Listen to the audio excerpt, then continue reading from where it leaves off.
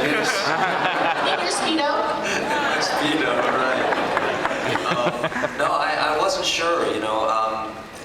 Coming off a show like Lost, it's very difficult to find a follow-up that's, you know, that's going to be worthy creatively and logistically, quite frankly. So I really do feel lucky that something like Hawaii Five-0 came along. Not something like Hawaii Five-0, Hawaii Five-0. Because, you know, I had some options and choices, but it wasn't just about location. It was really about the people I was going to work with, the scripts I was going to get, the character I was going to play, and I'm really grateful that I have the team of people that are up here right now with me to work with. They're lucky to have you. Aloha. I was just wondering, the other character in Hawaii Five-0 is Hawaii. Are you going to be showing all the beautiful sceneries? And did you do a lot of shooting in Oahu or all the other islands, or were you on military bases shooting? Or, you know, the beautiful sceneries in Hawaii, are you going to show that way, or is it just going to be all character? I think we always imagined that Hawaii is the fifth character of the show.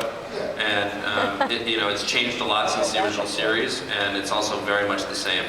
And so Hawaii and all its different facets are going to be, you know, it's the reason that you watch the show. And it's interesting because I think that when you come home from a long day and, you know, where do you want to go? You want to go to Hawaii, you know? I mean, who doesn't, right? So at the end of the day, we have to do that or we're not staying true to the spirit of the show. Thank you. Thank you.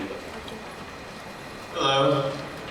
Hey, my question's for Daniel. So I read a rumor online that the only actors privy to the scene in the chapel were Jack and Christian. So I was wondering if that's true, if you didn't know what the Flash Sideways payoff was going to be, what were your thoughts? Where did you think that was going and how did you play it? We didn't know what the Flash Sideways were until the finale came out, and even when the finale came out, there were pages missing. Actually, there was a whole act missing from the script. So pages started coming out slowly, revealing what was going on in the last act, and only, you're absolutely right, only the characters of Jack and Christian Shepherd knew the contents of the scene where it was all explained.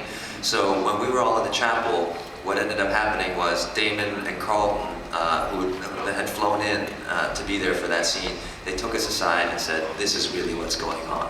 And we were able to play it. And what's significant about that chapel scene is it was the last time that all of us were all together as a cast. And so there was a poignancy to it that was on and off camera. Okay, thank you.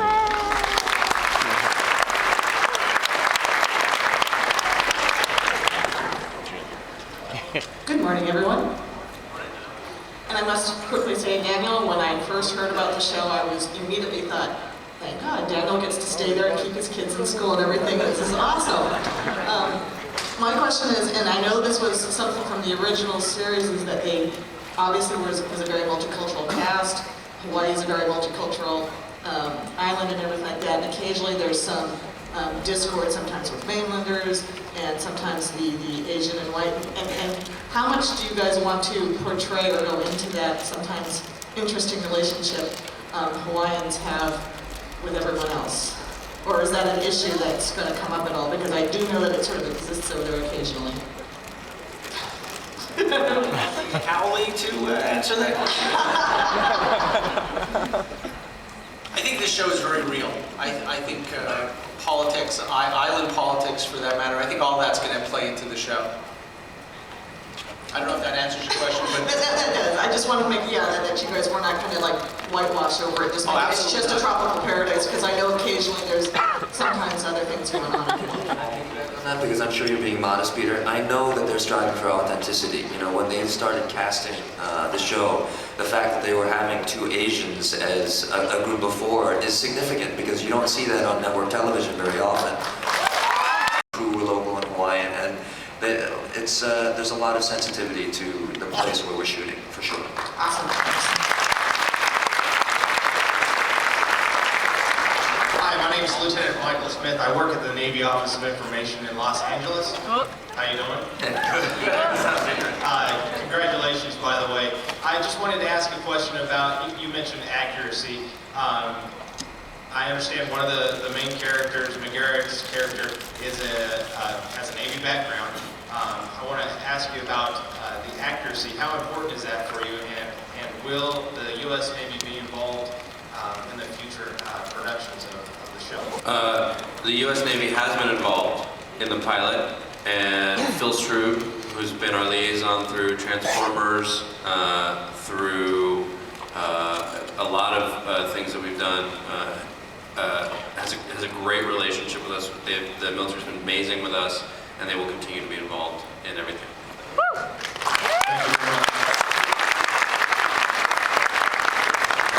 My question is for Grace. When you have the two different, or Battlestar Galactica versus Hawaii 5-0, which type of set do you like better when Galactica is actually set in this Hawaii 5-0's Hawaii?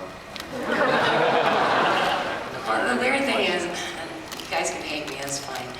I grew up in Vancouver, and it's like, you open the curtain, and it's like, isn't this supposed to be daytime? It's so overcast and rainy a lot of the year. When the sun comes out, like not just the people, like the grass and the leaves are like, oh, sun! So there's something really like electrifying about that.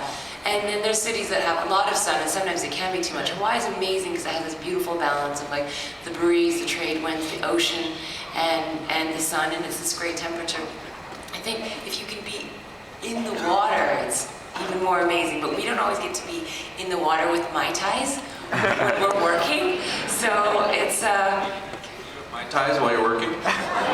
not always, I said, just Fridays and Mondays and Tuesdays and Wednesdays. So, it's so wonderful to be able to be there. I'm looking forward to, and what I didn't know is that the whole Hawaiian culture is not just like America on an island. It's like there's another culture there that exists, and as someone previously was mentioning, there is this kind of interesting rift, and it was actually written in the pilot, even though we didn't shoot that little part with the captain. Remember that? So there is an addressing of that. I don't know. I like being inside. I should be Dano. Thank you. Hi, my question's for Daniel. I'd just like to say, I'm 12 years old and I've been watching Lost from the beginning, so I've been watching it for like half my life.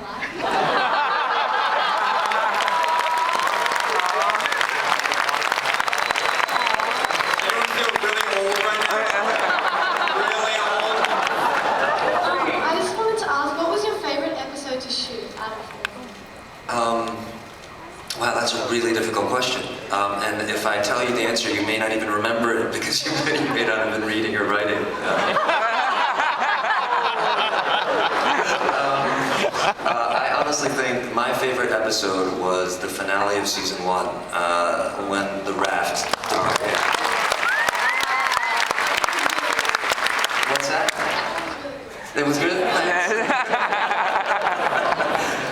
No, there was something about that episode that was the culmination of a really difficult season in some ways of shooting, and a glorious season where we were all coming together as cast members and as characters, and the fact that we were able to get off the island, and that was a central question of season 1, was a great way to finish it. And Michael Giacchino did an incredible job with that script.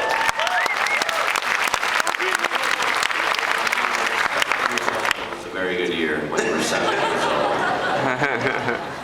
Hi, good morning. I have to say I'm really psyched seeing all you guys on the stage here. My question to the panel actually is, given that this is such an iconic show and for CBS and it was on for so many years, how did they embrace you guys in reinventing this project? And do you feel that they're giving you the right marketing for this show coming on this way?